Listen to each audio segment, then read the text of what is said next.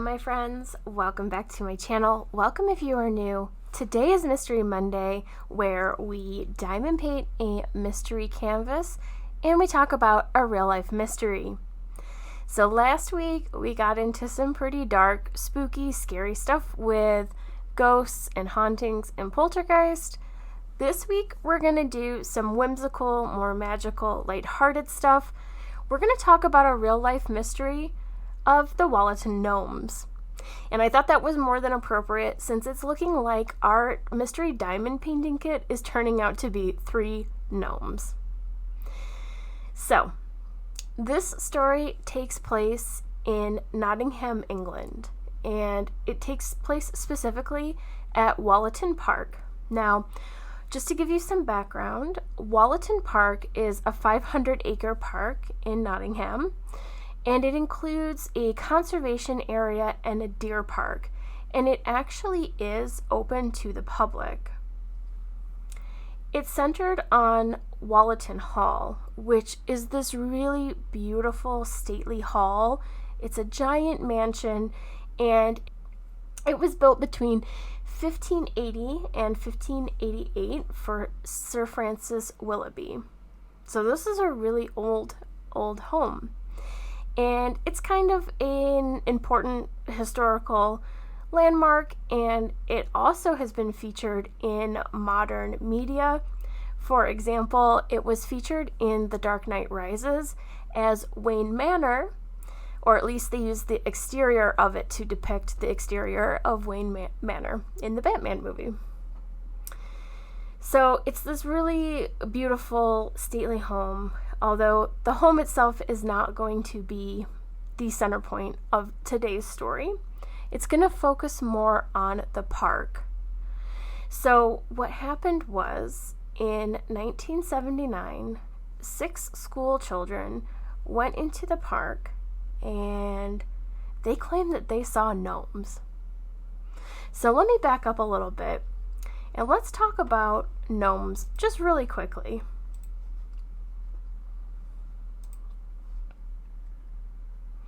So, gnomes are mythical creatures, and they originated in European folklore, and they're usually depicted as being very small, but still human looking, with long white beards and big pointy hats.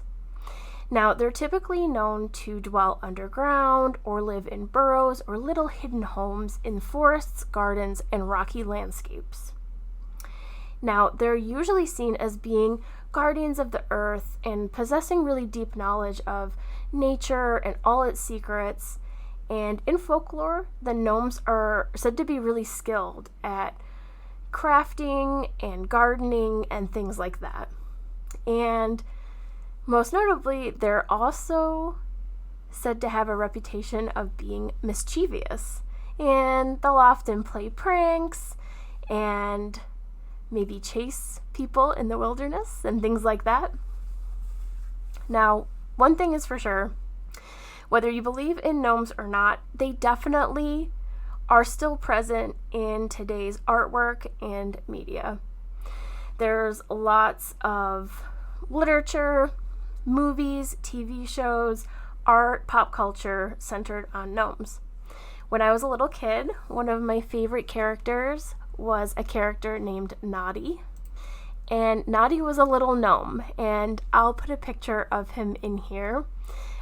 He was the subject of books and cartoons, and I loved Noddy when I was a child. I still love Noddy. I think he's adorable. I had books, and I had a little tea set with Noddy on.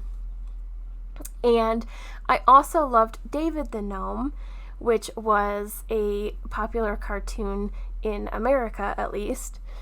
And so I can remember those references from being a child. But there's so many more references, and I think if you're a diamond painter, you know there has been a popularity of gnomes in diamond painting and also in a lot of crafting recently as well. So I think gnomes are here to stay. But yeah, they're frequently depicted in fairy tales, fantasy novels, garden decorations.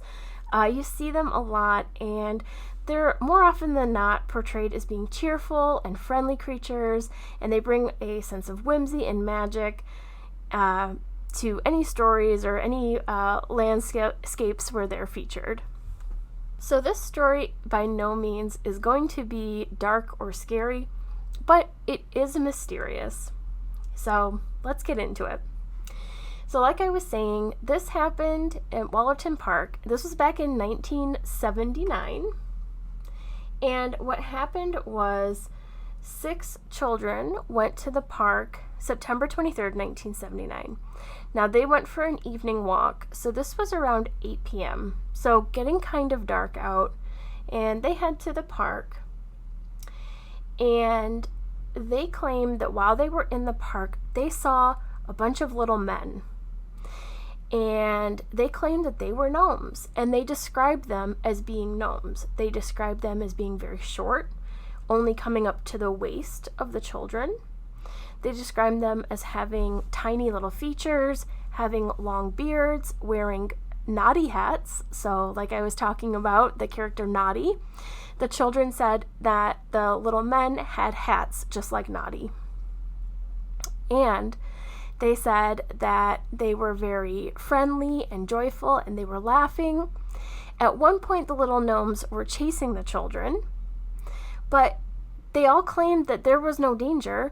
They didn't feel like the gnomes were trying to hurt them. It was all in fun, and the gnomes were laughing and giggling and just very joyful.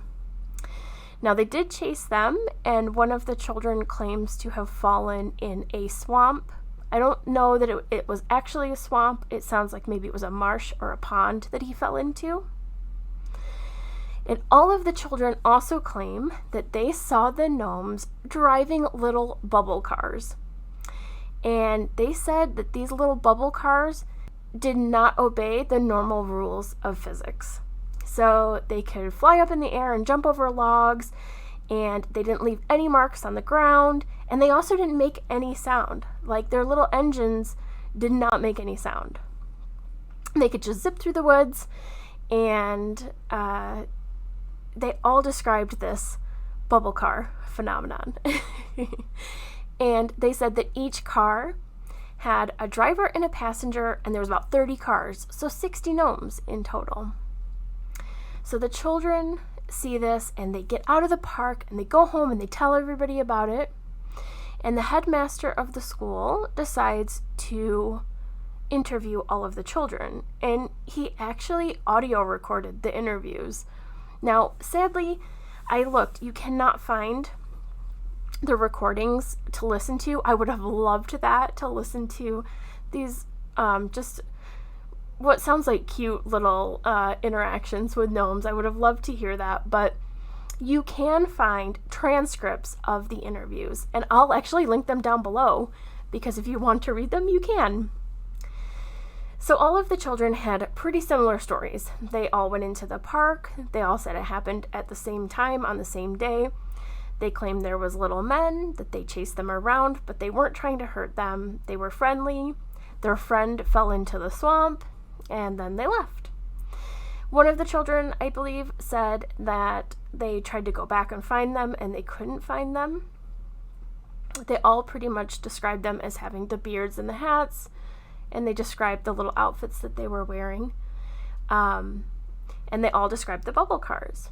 Now, you would think that most adults would just think that these kids were telling tall tales and would just dismiss it as kids having fun, just making up a make-believe story.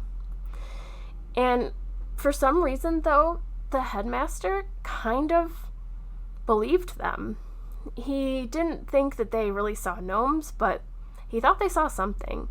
And he said that they sound convinced that they really thought they saw something. Now, what's kind of interesting is this story did get news attention, both local and national news attention. And you can't really find any articles, but there are newspaper clippings, so I'll just kind of pop some up on the screen as we go along here so you can see. And there's like little drawings too in the clippings, and it's just kind of cute. So I think most people would chalk this up to some children just playing in the woods with their friends. They devised a funny little fairy tale to tell their friends and their parents and things like that. And I might think that too, except there have been many other reports of similar things happening to other people in the same park. So let's get into those stories. Now, there have been multiple stories about this over decades. And one of them that I really liked was this one that I'm about to read to you. So there is a team of people that does research on things like these, and I'll link this page down below. This is from the Nottingham Hidden History team, and they've compiled some stories together. This is one that I really, really liked. So this is told by Mark Fox, and he's relaying a story that his Aunt Alma told him. So he says, "My Aunt Alma was a very respectable lady who lived in a large house on the embankment. She was a very rational person and would politely laugh at any suggestion of the supernatural. However, she once recalled to us at a family gathering a memory about a trip she made to Wollaton Park as a child in the 1930s with a friend. They were enjoying a picnic by the lake when they noticed, in her words, little people no taller than a doll that cautiously appeared from out of the bushes, all dressed in fancy clothes. She claimed to have watched them go across the lake in a tiny boat and disappear into the bushes on the other side. To be honest, we joked about it after she left, but it always struck me that she had no need to lie or make up such a story, as it was totally out of character for her." 20 years later, my friend was visiting from university with his girlfriend. They lived in Wales, so were keen to look at the castle, Newstead Abbey, and Wollaton Park. After their trip to Wollaton Park, they arrived back at my house, and as we were having dinner, I asked them what they thought about the park because I hadn't been there for a few years and was planning to visit myself. "Lovely," they said, "except for a weird experience we had." At this point, his girlfriend actually began to look a bit embarrassed and swore that she had seen these little people all dressed in waistcoats and pretty dresses and all wearing hats. All the hairs stood up on the back of my neck when I heard this because I immediately remembered my Aunt Alma's story. "Were they by the lake?" I asked. Both replied with a cautious nod of their head. "Did they disappear into the bushes when you noticed them?" Again, they nodded yes.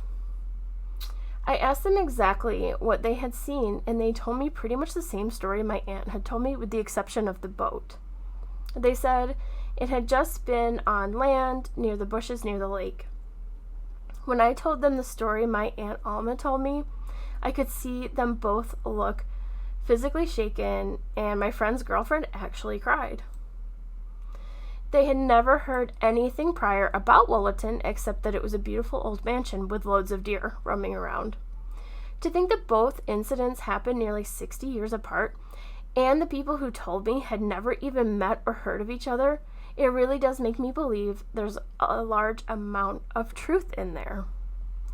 So I really liked that story because it just shows like multiple other accounts, first of all, but this idea that his aunt saw it, and she's usually a rational person that has no need to lie and doesn't really believe in these things, but she swears she saw these little people. And then 60 years later, there is, these friends that come from Wales. They don't know anything about Wollaton Park, but they go and they see something similar. I don't know. I think part of me just wants to believe that it's true, but there's multiple sightings. Now, when I was also looking at this Hidden History Team page, I saw some explanation of why this might be happening. Let me read this to you, and I don't know, tell me what you think. So it says that the site of the Wollaton Park gnome encounter is not super special in terms of the park itself, but there is this wider landscape of many places where other strange events have taken place. So this whole area in England, there are sort of some other sightings of other things. So around this park, there are some other sites that are of interest to people who are really into folklore. So one of them would be the Hemlock Stone, where there's like tales of goblins and giants. And there's an explanation given by a man named Paul Devereaux, and he wrote a book called Earth Lights. And he says there's a clustering of these phenomena. And he talks about these faults in the rock strata. And he says that these faults generate or cause changes in the Earth's electromagnetic field. And under the right circumstances, strange lights or orbs can be seen. And they can actually produce these unexplained phenomena that are witnessed at these different sites. And he indicated that some of these encounters occur above the faults in this coal field, which was a coal field that was exploited by the Willoughbys. And if you remember back to the beginning of the story, this mansion was built for St. Francis Willoughby, and this coal field actually extends underneath Wollaton Park. So there's this whole theory that there is this coal field that extends underneath the site, and that there might be like these electromagnetic changes that happen and causes these lights and orbs, and then, you know, these little phenomena happen like gnomes and stuff. So I don't know what I think about all that, but I do know that this is a really cute story, and I would like for it to be true. I would like to think there are gnomes and fairies out there watching over our wilderness and our forests and our nature, and that they're the guardians of the earth. I really like that idea. So let me know what you thought about today's story. Okay, here we are. We've finished this week's section of the mystery canvas, and I think it's looking pretty cute. I am concerned, I think I said last week, about the fact that this is sort of a very light background, and it kind of maybe washes out some of the elements of our little gnome guys here. But yeah, I think it's looking kind of cute though. I like this guy's little shoes down here. They're kind of rainbow looking. And yeah, so this is a mystery canvas, but as we discussed last week, I think we know that it's 3 gnomes. We just don't know fully what they look like yet. But we got a little bit more of these 2 guys in this square here. And so we'll see what we get next week. Let me know what you thought about today's mystery story. Let me know what you think about the mystery canvas. I do have a lot of popping drills so far, but I am enjoying working on it. I'm just interested to see how the rest of it pans out. So thank you so much for watching. I hope you enjoyed it. If you did, please consider giving the video a thumbs up. It really does help me out here on YouTube. I hope to see you next week for the next Mystery Monday. Bye.